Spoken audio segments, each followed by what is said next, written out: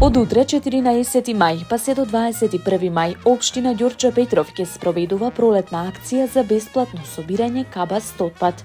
Акцијата е наменета за сите жители на општината, со цел да се подобри хигиената во населените места и да се отстранат старите нефункционални и габаритни предмети од дворовите и улиците.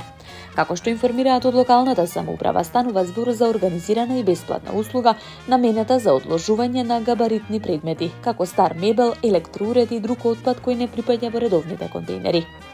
Покрај фиксните локации, во текот на целата акција, специјално ангажирани камиони ќе кружат на секој еден час низ повеќе точки во урбаниот и руралниот дел на општината. Локациите се прецизно утврдени, а целта е секој жител да има брз и лесен пристап до услугата. Од општината апелираат до граѓаните да ја искористат оваа можност, но и да бидат совесни. Кабастиот отпад да се остави исклучиво на означените места и во предвидениот период, за да се спречи нерегуларното депонирање и загадување на јавните површини.